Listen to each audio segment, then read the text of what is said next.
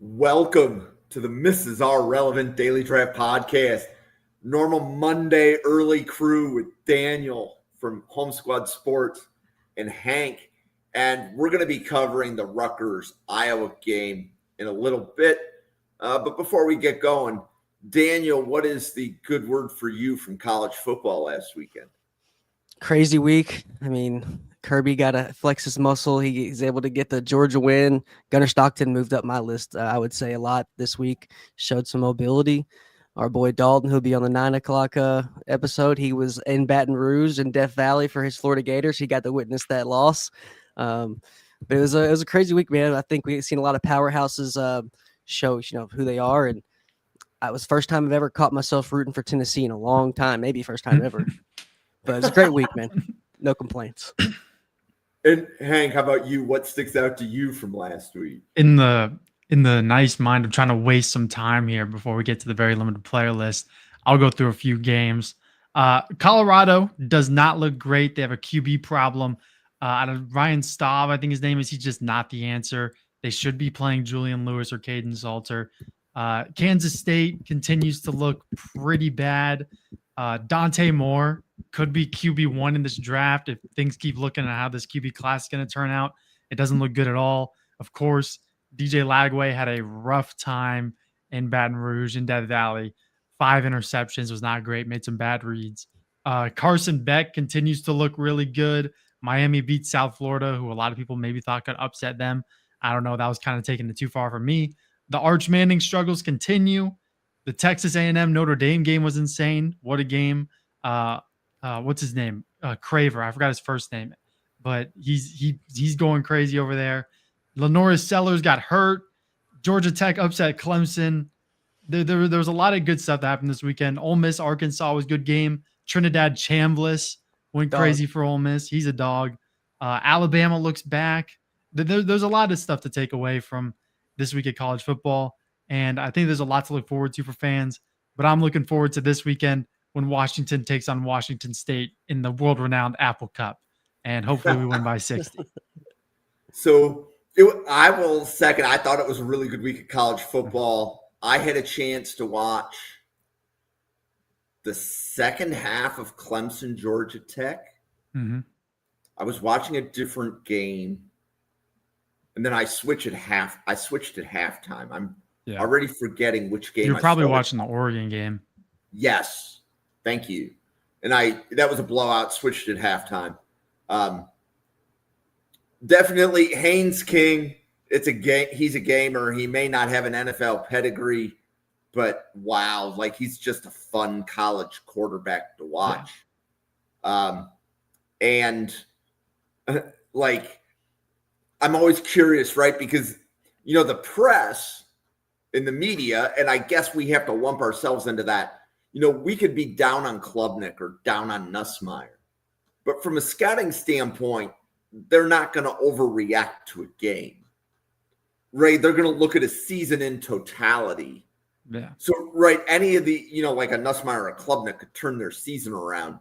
But I loved, Hank, when you shouted out Carson Beck, because I think that was the way that I opened up. I don't know if it was Sunday morning or this morning, but I said, could Carson Beck be QB1? It's a real possibility. I mean, Sellers, the injury to Sellers, and he hasn't really taken the jump a lot of people expected. I think if I redid my QB rankings right now, I'd honestly have John Mateer, Fernando Mendoza at QB1. So there's a lot of fluctuating going on. I'm to the point where I honestly don't think Lenoris Sellers is going to come out this year. Only being a redshirt sophomore, he has plenty of time to develop in college, and I don't want him to rush into the pros.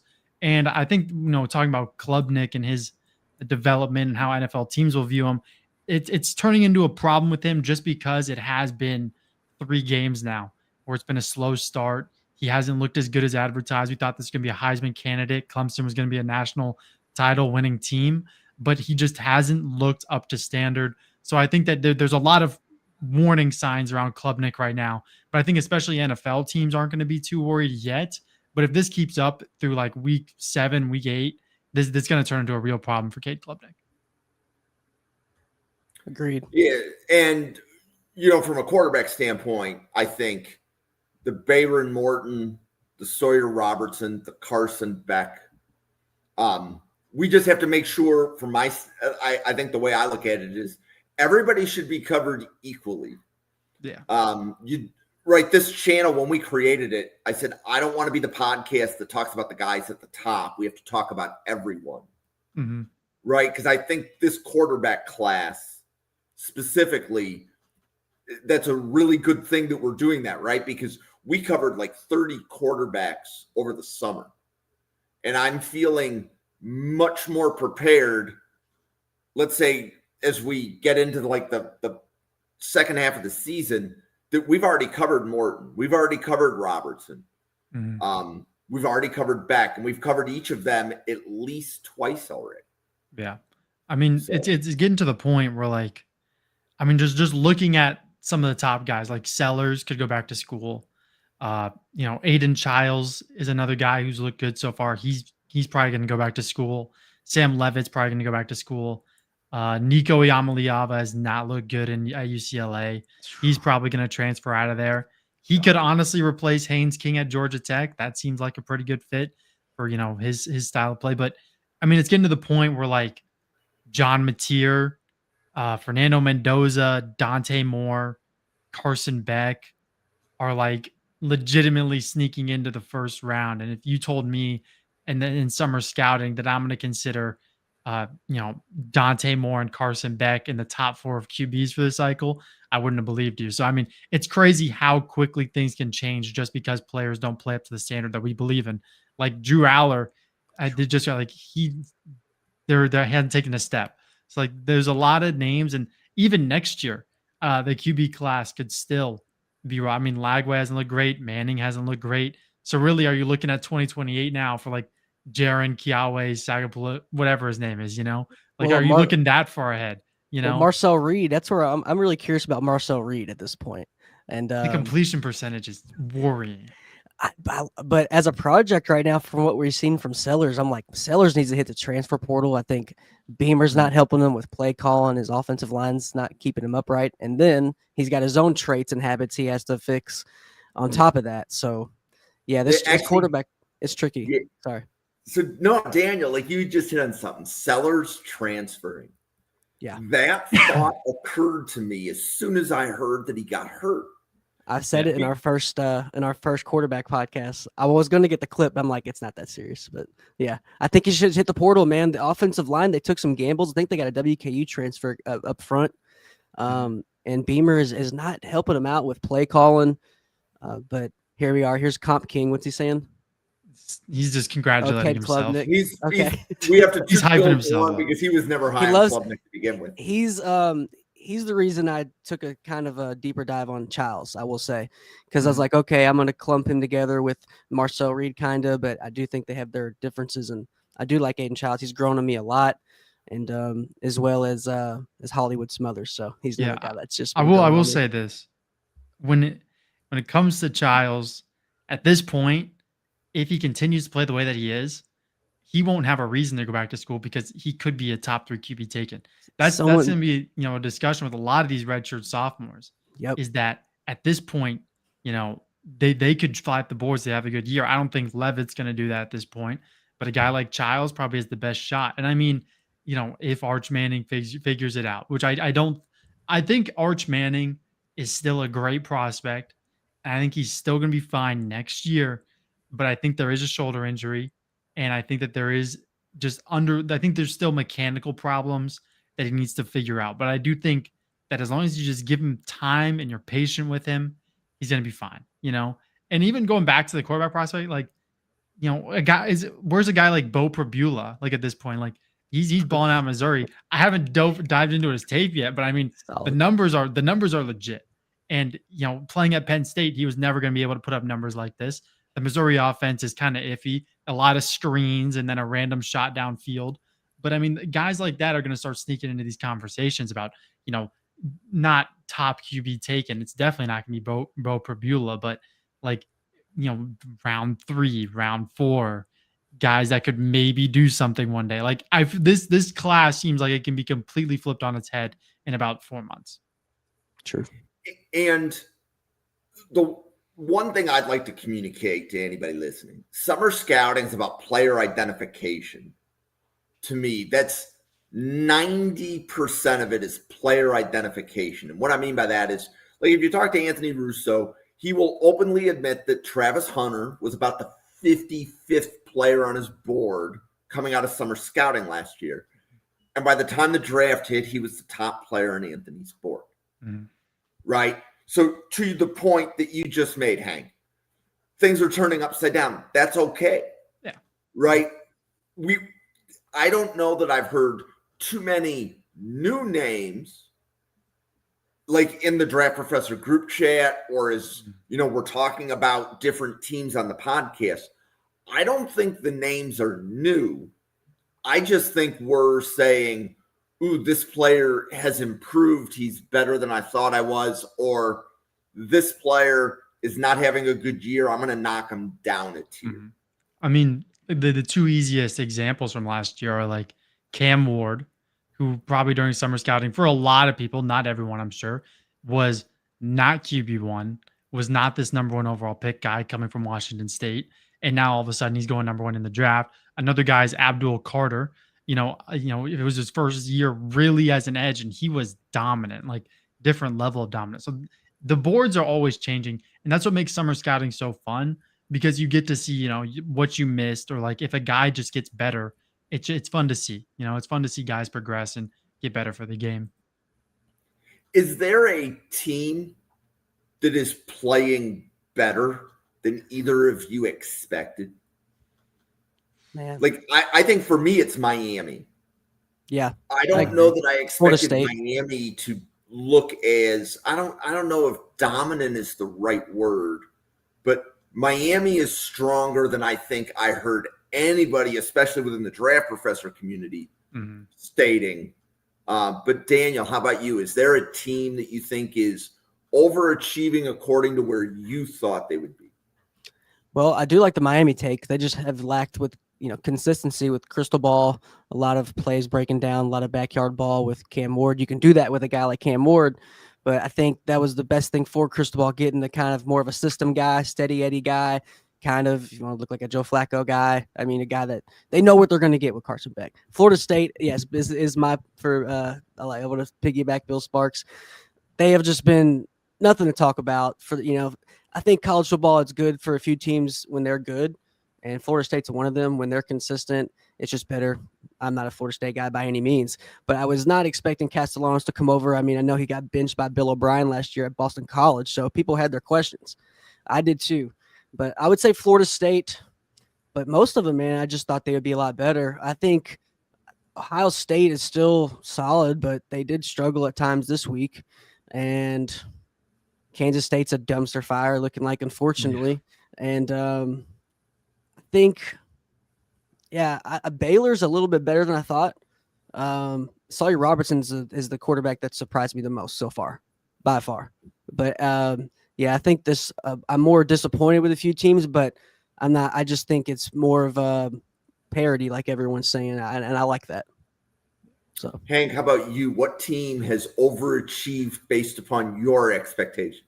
Yeah, I'm looking through the teams right now, but I think the first one, of course, that jumped to my head was Cal. I don't think anyone expected JKS to go in there. Yeah, no one really expected JKS to go in there and look as good as he does as a true freshman. And a lefty. I mean, he's got some serious talent. The other team I'd like to throw out there, though, is Mississippi State. Ooh. They look pretty good for being bottom of the barrel dumpster fire SEC team last year. They handled Arizona State at home. They just put up 60 on an FCS team. I'm not saying they're going to contend in the SEC, but this is definitely a team that probably won't be last in the SEC this year, if I had to guess. I think it'll more be like a Kentucky this year. But I mean, I think they're going to take a small step in the right direction. Another team that I think has looked better than advertised, just off the top of my head, is if they can win their Big Ten matchups, like I think they play Michigan this week, Nebraska. I think that, their schedule is awfully easy.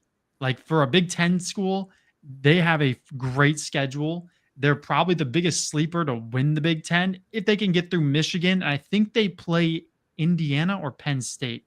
They play one or the other. So, but besides that, it's like the UCLA's, Northwesterns, Purdue's of the world. So if Nebraska can keep their momentum, they're going to be just fine. And then, of course, I wouldn't be a fan if I didn't shout out Washington. The Jonah Coleman looks back. The offense looks like they're clicking. It's better than what I expected. The defense still has a ways to go, but I think it's better than last season. But I think my biggest two would be Cal and Mississippi State. So I want to give a shout out. First of all, the Michigan-Nebraska preview is Friday night, 9 p.m. Eastern. And we have several guest podcasters coming in on that one. I'm looking forward to just catching up with some podcasters that we don't see much. So Price Carter, who is for Arrowhead Addict, and he came on to the Draft Professors, February, March, April last year. He's also a Nebraska fan, so he's going to come in. We have, I believe, 2 Michigan podcasters joining us on that one too. But that's Friday night, 9 p.m. So I have the Nebraska schedule up in front of me, Hank. They have Michigan, Michigan State, USC, Penn State, and Iowa. I mean, like Nebraska is a good team. They're a good, a better than average Big Ten team. If they can beat Michigan at home too, which is the most important part, that is a real environment in Nebraska. I don't know if I believe the sellout record. I don't believe there's any way they've sold out that many games in a row. But I think they fabricated a little bit. But it's still a great environment.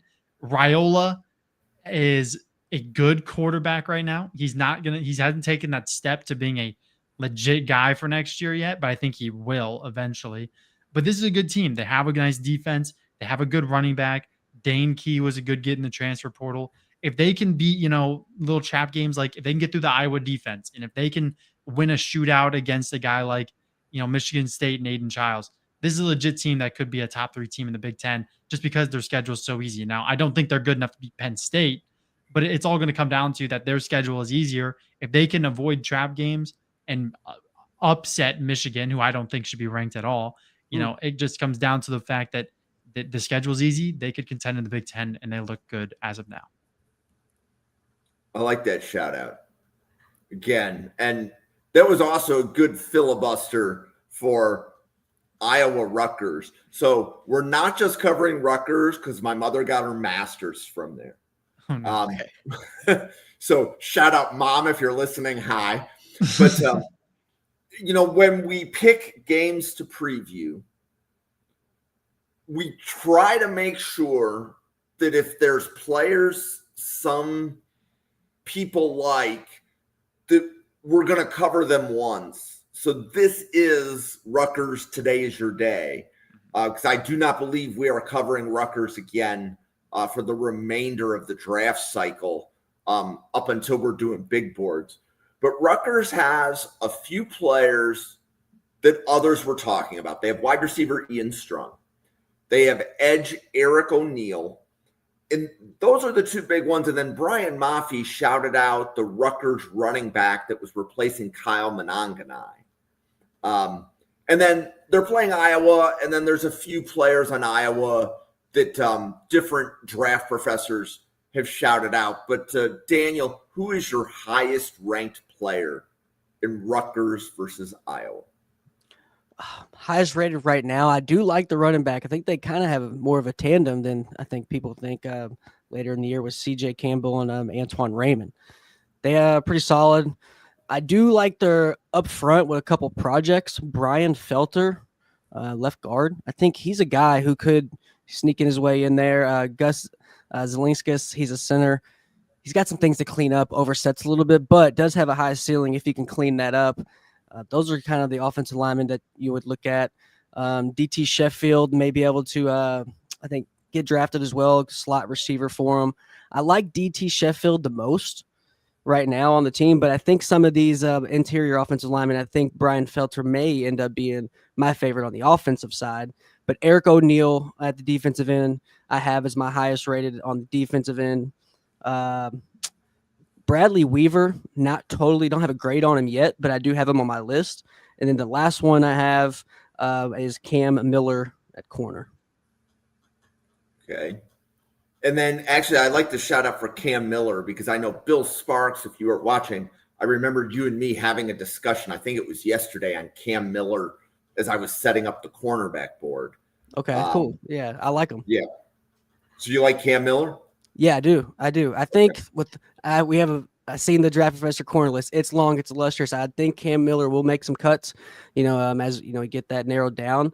But a lot of these guys, higher ceilings that, we don't have too many guys with higher grades, but, doesn't think that'll change as the season progresses for sure. Yeah. So Hank, who is your highest graded player on either team in this game?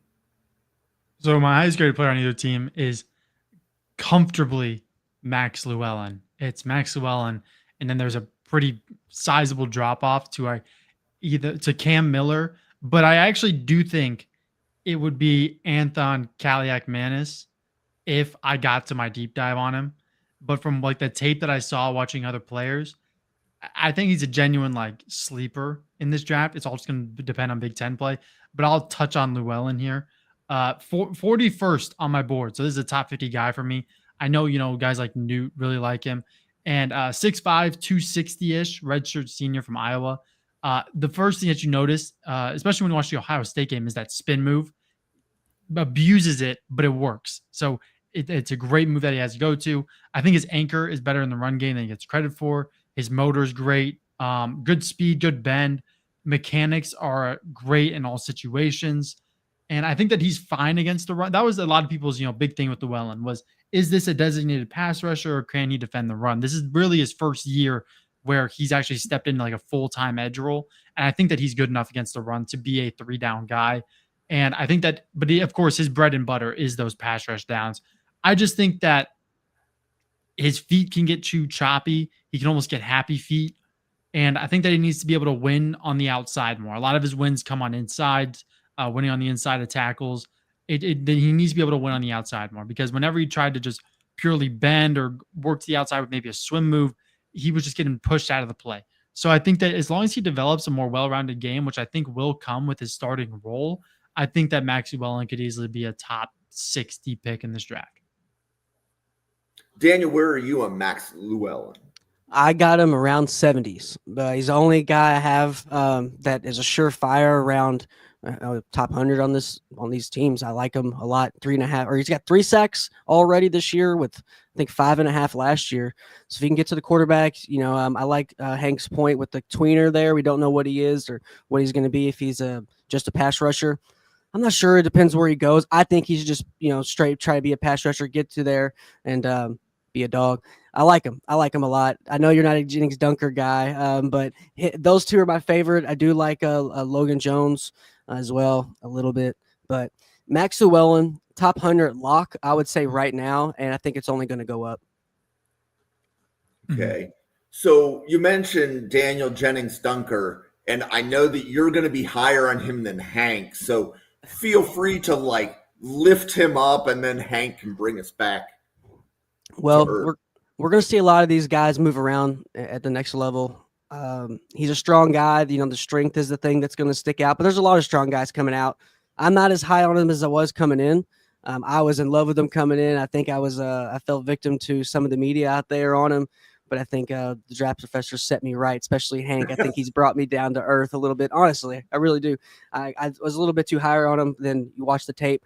It's my first year with all 22. So you look at it and all right, this is some validity to it. There's a lot of guys we can just move inside or outside that can do what he can do. But he does have a lot of things to clean up. He's a gritty, he's nasty, and that's what you want out of your offensive lineman. That is always a plus. And that's something that's always going to get you drafted and at least get you a shot. But versatility, I'm just curious with Hank, what's your I'm just curious, is it more of an arm length? Is it just a technique with him? Or what's your, biggest knock on him or red flags here? I think I'm going to say this. Jennings dunker, if looks got you drafted, this guy would be a top 10 pick. The mustache, mullet, red hair. This guy's got the face of a billboard wherever he goes. But getting to your point, not one, he's a guard in the NFL. He can't play tackle in the NFL. No. He is for sure a guard, and I think he can only play in a wide zone scheme. I think that he's just too scheme scheme specific. You can't say that one 5 times fast. You're going to start fumbling. But I'll start with what I like about Gennings Dunker. Clearly plays with a motor, plays with a mean streak. I think that he does a good job keeping his chest closed off. He doesn't really expose his chest a lot, I thought. And I think that he's a better run blocker than pass blocker, but he does flash in pass pro. But when it comes to facing pure power, and especially that Ohio State game is what really scared me. He just got bullied. At the end of the day, he just got bullied on the edge. The guys like Kenyatta Jackson, Jack Sawyer were just feeding him his lunch. He was bunny hopping right into his quarterback, which I know, sometimes you got to re-anchor, but he literally re-anchored like a rock. Literally skipped like a rock back into his quarterback's face. And a lot of people praise his athleticism. I don't see it. I don't see it. I think that he's a around average athlete for an offensive lineman, but he's definitely nothing special. And I think that his technique and works on like stunts on unorthodox rushes. His identification needs to be better. But I think as a guard in a wide zone scheme is probably his best fit. I just really worry about his game versus power. And right now I have him as a UDFA. Now, once he gets confirmed that he's going to kick inside, he'll probably be draftable just because I'm not super high on this guard class overall. But it's no matter what, it's going to be a late pick or a UDFA for me. I think a lot of guys are going to – I think the team that does take him is just going to love him on his IQ. I think he's got like 1,400 snaps or something like that. So I think that does have in his favor. Some people might say, all right, maybe he's a little bit too used up, maybe susceptible to injury, but I think he'll sneak in there. But we'll see. We'll see. Do you like Logan Jones more? Do you like him more? I am very. I think I do like. Let me see the center. Logan Jones. I have him as a round 4 guy. So yeah, I do like him more. Yeah, I think he's solid. He's a good center. Currently I don't got no Wi. There we go. Now my Wi-Fi is back, so I can pull this up. 6'3", 300. Iowa does a great job about not really inflating weight or height for anybody. So very, very nice of them to do that for me. I just think that when his first step is forwards, Logan Jones is a force. He's an athlete. He walls people off. He's a people mover. He gets to the second level. But when his first step is backwards, he's a completely different player. And that's why I think the difference is in Logan Jones and him being one of the best centers in this draft, arguably, to being kind of middle of the pack. Because when you watch him in space and when you watch him work upfield, he's just an athlete. He's mauling people, walling people off. He creates lanes. But when he goes backwards, he just starts having these bad lapses in football IQ. And I don't like his ability to pick up stunts. It's just he's such a different player. So if he can iron that out, this can be a top center for me in the draft. But he has to iron it out and he has to figure that out. Yeah, we covered Logan Jones last year. So there's a gentleman by the name of Clint Gose who will sing Logan Jones praises to the moon. Yeah. So Clint comes around once in a while. I see it. And it's just whenever he snaps the ball and his first step is backwards, it's just like something in his brain just flips. Like if he had the same tape going forwards, backwards, he's probably center 3 in this class for me. But right now he's hovering around center, 5 through 8 for me. See, so it's interesting with some of the players that you guys have mentioned. So one draft professor has Aaron Graves in their top 50. Where are you guys on Aaron Graves, the defensive lineman from Iowa? Daniel? That was my next guy I was wondering about. I do have a draftable grade on him. I think I did see what his 40. He's a little bit slower than maybe some people would like. I'm not sure if I'm not sure. We haven't confirmed. We will see. But I just now think he's an absolute freak. While some people will love that, but I do think he does have a future in the league. He's one of the last few guys in the interior that I do have with a draftable grade right now. But where we're at in the draft, I do like his pad height. I think it's something that it's always going to be able to get you some looks because we have so many offensive linemen with bad pad height this year. I don't know. Maybe it's an uptick or it's just something the past couple of years, but I feel like there's a lot of linemen this year that do have to fix that, and he's one of the few that are pretty solid. But, yeah, he's one of the last guys I have in the interior with a draftable grade as of right now. But we'll see. Is he more of a run stopper or is he a guy that's going to get the quarterback? I think more of a run plugged up the middle kind of guy. I don't see this guy getting a bunch of sacks, but linebackers will probably love him at the next level. So, Hank, how about you on Aaron Graves, the defensive tackle from Iowa? I'll quickly touch on his 40 time.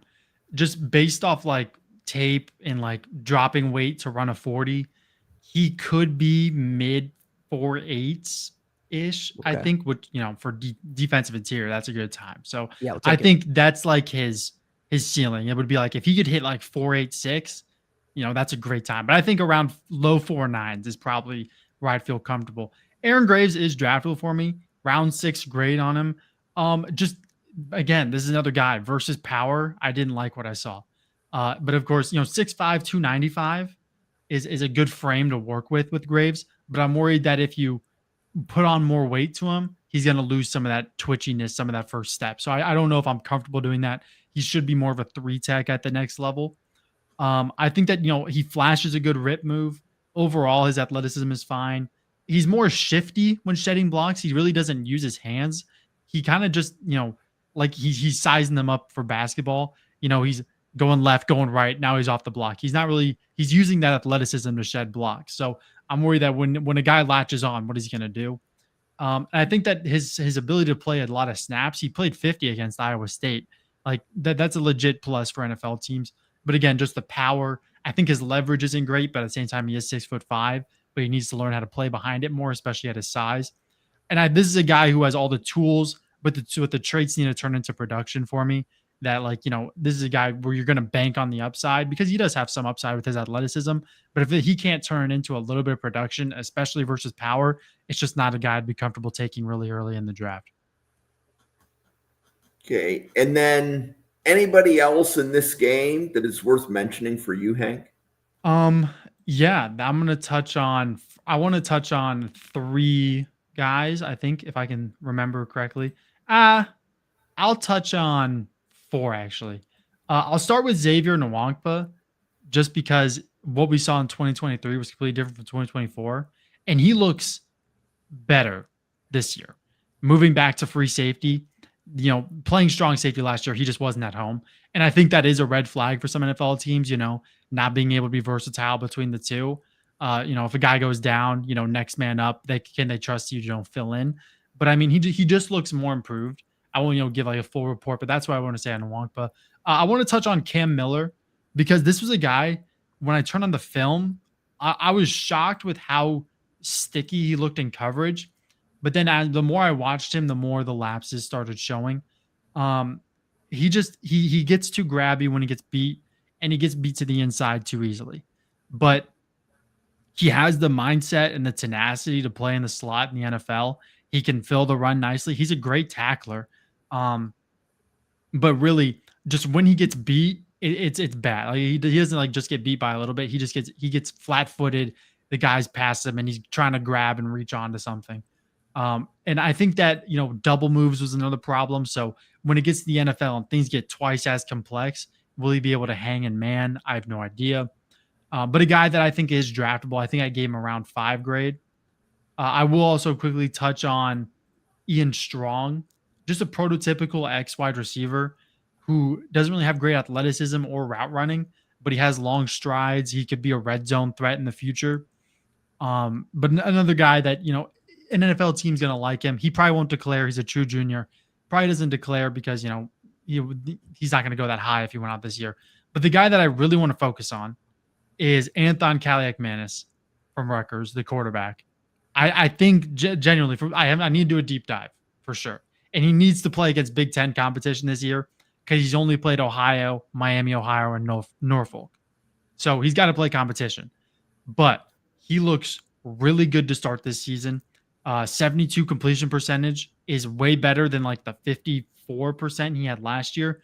But even when I saw the film from last year, there's this guy with great anticipation. I think his zip is good enough for the NFL, can use his legs comfortably. He's a good athlete.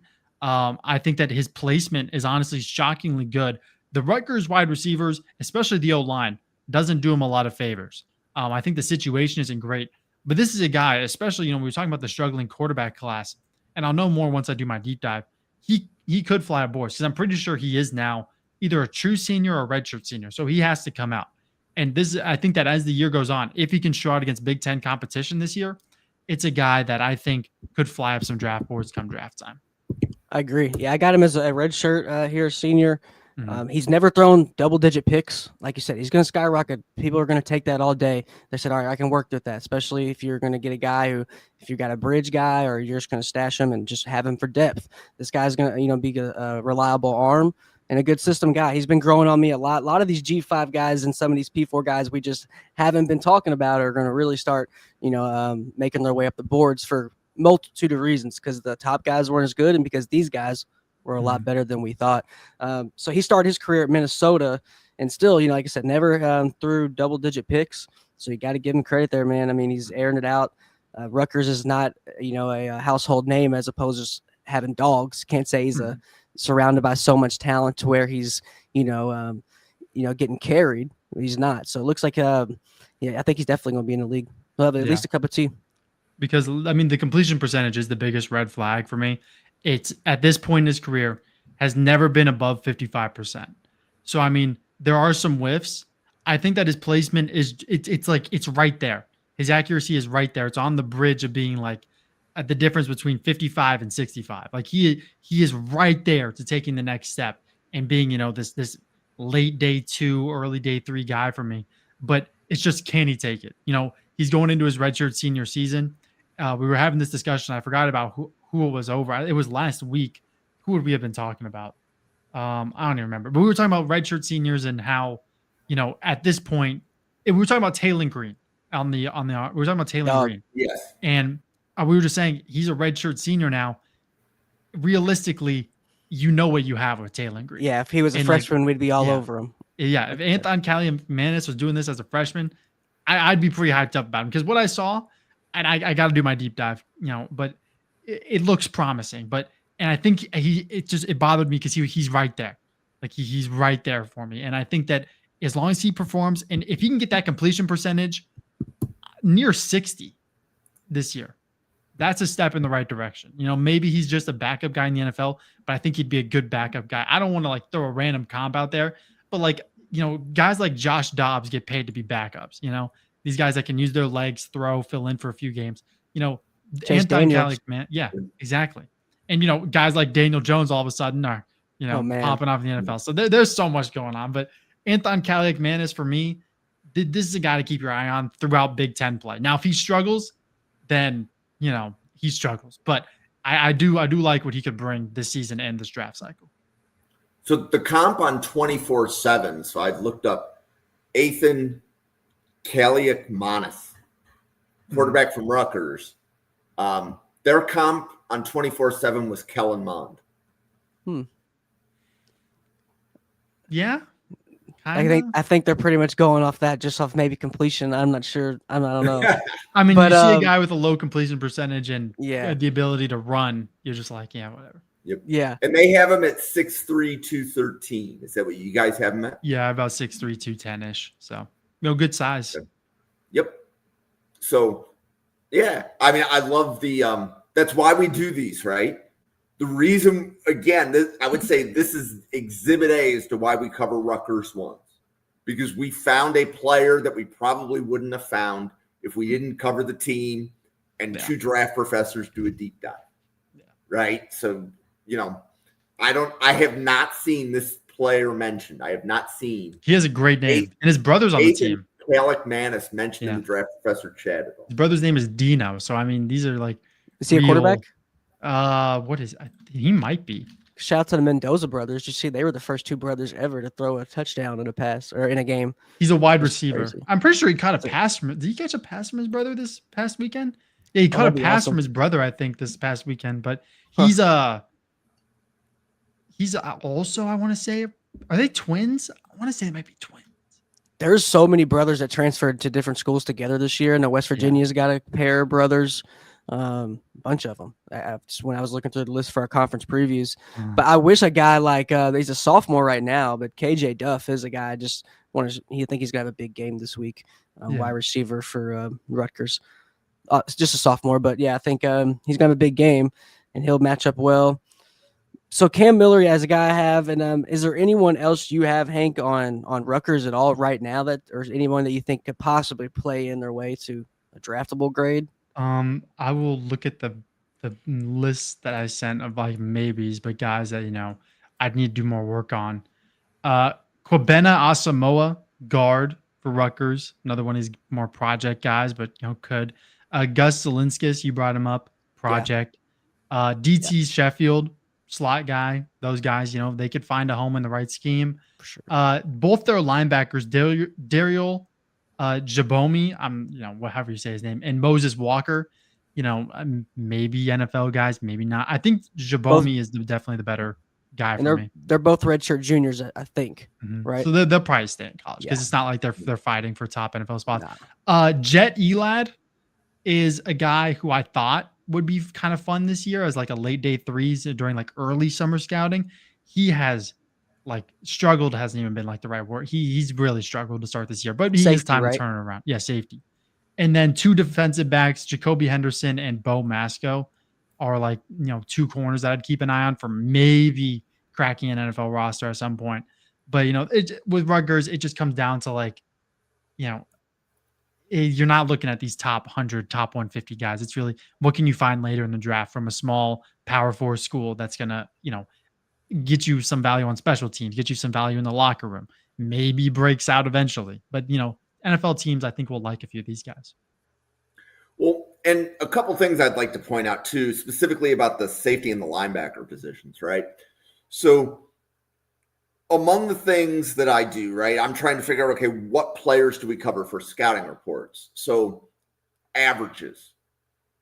On average, about 50 defensive backs get drafted, 33 of which are corners. And if you need to check my math, you can go to Draft Tech. They have the positional averages. So, okay, so 17, that would be 17 safeties. Well, I was working with the guys that are doing safeties. That'll be Steven Taylor. And, okay, so I said, here's 24 safeties.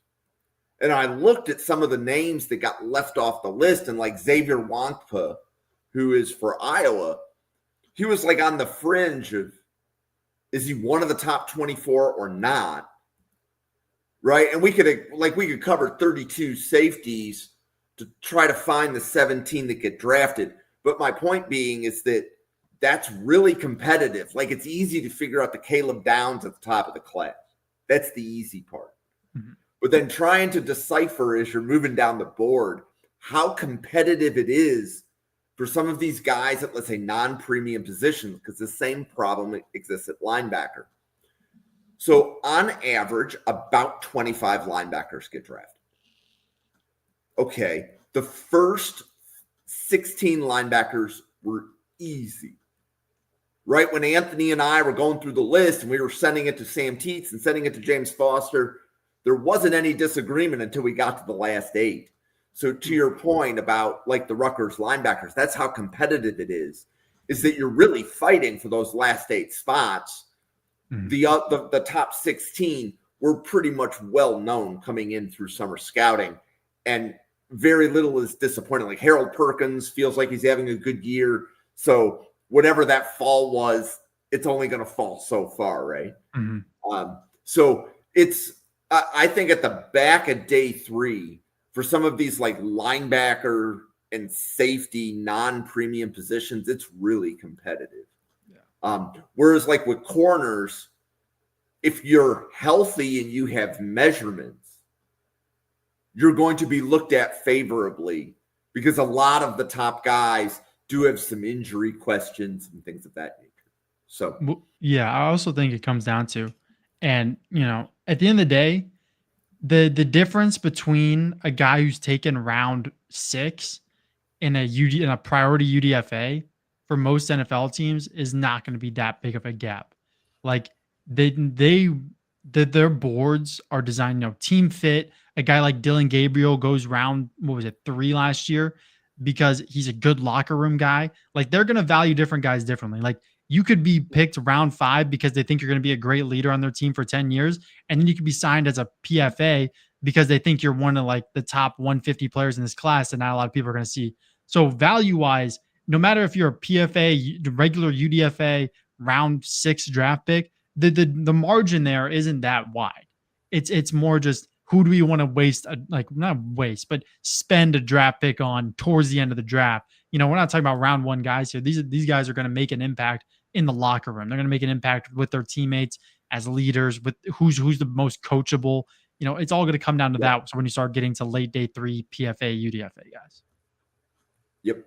And for example, the data for Brandon Bean in Buffalo is that most 5th round picks make the Bills roster, but the players that he gets in round 6 have not had a good history of making it, right? So there's a lot of times, if you look at the trade back, when Buffalo traded back with Kansas City for the Xavier Worthy, Keon Coleman, Bean took a 6th round pick and moved it all the way up to the top of round 5.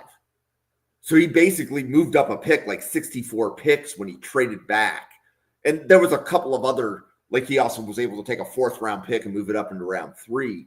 But the idea was he's trying to get rid of the round 6 and 7 picks because he knows that those guys don't typically make the team. Yeah. And, at that point in the draft, it's really, you're just, there's so much that goes into it. And, at that point, everyone's bored. If you have a board of 250 guys and you're 200 picks in, those last 50 picks or whatever, they could genuinely be anyone. Genuinely, no one knows. It just comes down to ballers on each side.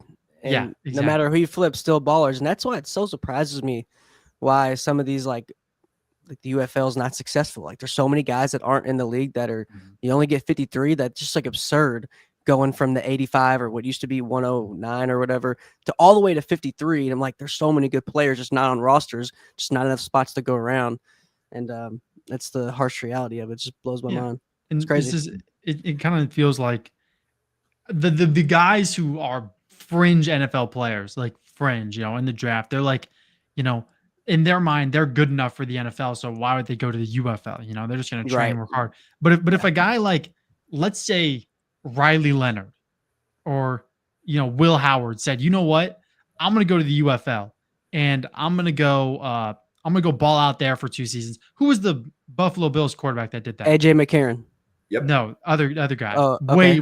Way in the past. It wasn't called the UFL. The USFL. He lost XFL. He was drafted to Buffalo. He didn't want to go there. He signed to Houston. Was it Jim?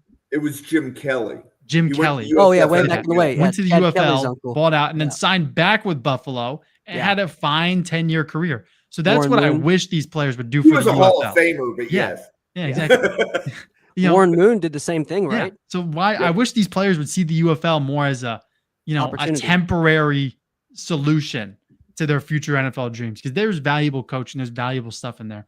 So, we saw guys like Greedy Williams try his luck in the UFL. That was a top player 7 years ago at this. It's been a while since I talked about Greedy Williams, but he tried his luck in the UFL. There's kickers in the UFL. AJ McCarron was good in the UFL. You're finding guys in the UFL who are now making moves in the NFL, like Kavontae Turpin, another big guy, Jake Bates for the Lions. These are legit guys with real NFL roles. Yep. And I actually think AJ McCarron's a really good example, because AJ McCarron has offers to go to the NFL, but he would rather play in the UFL than hold a clipboard as QB3. Yeah.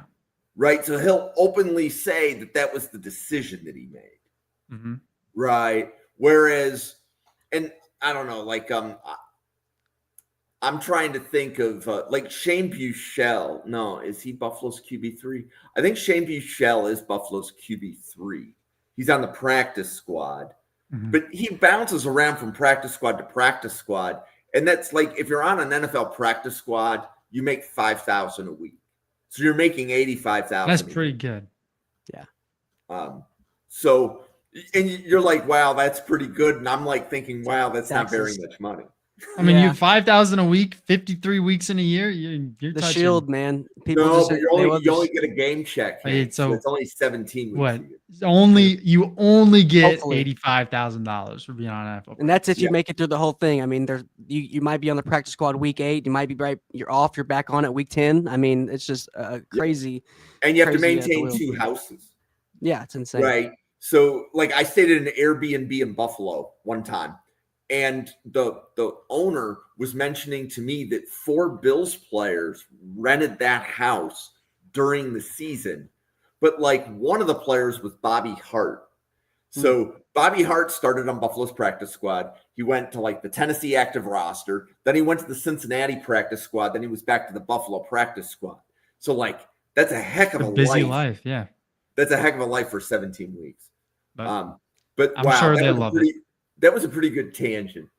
Daniel, do you want to let everybody know about Home Squad Sports, what you do, and everything else?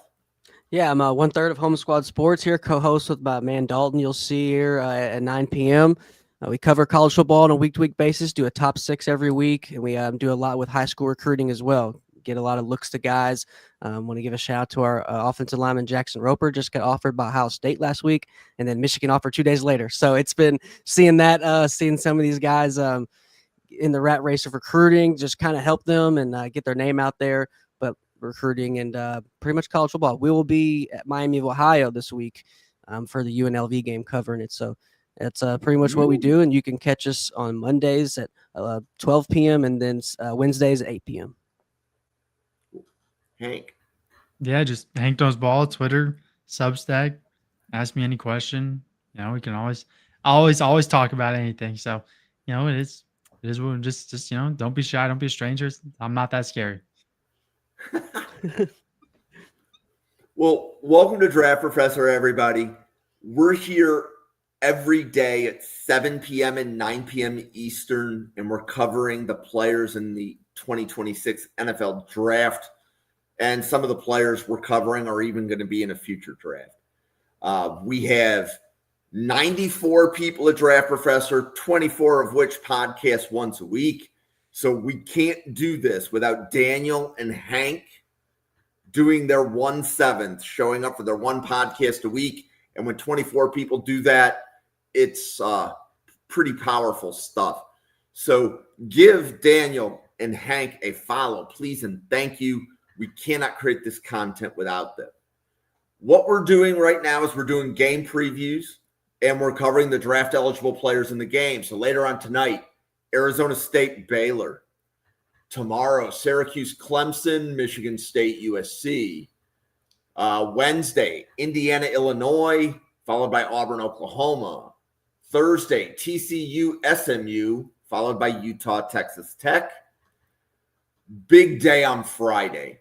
Miami versus Florida, followed by Nebraska versus Michigan. So 2 really good games back-to-back that we're covering Friday night. Next week, good news, Hank. You know who you get to cover? Yep, I know. I get to cover a big game. Washington, Ohio State. Washington, Ohio Can't State. wait. He's like, Ohio State's in the game too. So it will be the first time this station has covered Washington this draft cycle. So we're going to do a deep dive on Washington's roster, who's draft eligible. There's probably going to be a wide receiver that we're going to spend a lot of time talking about. And he's got a matchup against some really tough Ohio State defensive backs. So that episode may have a little bit more life than this one did. But at the same time, I also appreciate the dirty work that Hank and Daniel did on Rutgers. So, that's how we figure out who's in the draft, everybody. We have 94 people at Draft Professor that are diving into the rosters of college football. They're checking film every week, updating their boards, checking to see who popped on tape, and we bring it to you on podcasts, 7 p.m., 9 p.m. Eastern. So if this is your first time watching and you can hit subscribe on YouTube, we would really appreciate it. Okay, over under 3.5. Daniel, do you think more or less than 3.5 players in the Iowa-Rutgers game get drafted? Total? In 2026. total for both between teams. both teams. Yeah, I like that. Barely 3. But yeah, I like 4. Give me 4. Yep, me 4. And Hank, how about you? If the over/under is 3.5, you taking the over or the under? Gonna be my first over, but I'm gonna take the over. I think, Logan Jones, Nwankpa probably late. Some teams don't like Jennings, Dunker, Llewellyn. That's 4 Iowa guys. Cam Miller, I think, is draftable on Rutgers. So then I think it'll be 5. 5. Like it. See, and again, so we're picking. My opinion is we pick decent games, right? We're talking about It's still Big Ten 5 game, yeah. guys, right? And that's 5 out of about 260 in the draft. So this is a decent game, and definitely appreciate everybody that tuned in for Rutgers, Iowa. For the 94 podcasters at the Draft Professor, for Hank, Daniel, myself, thank you for watching. We'll see you on a podcast again in about 1 hour.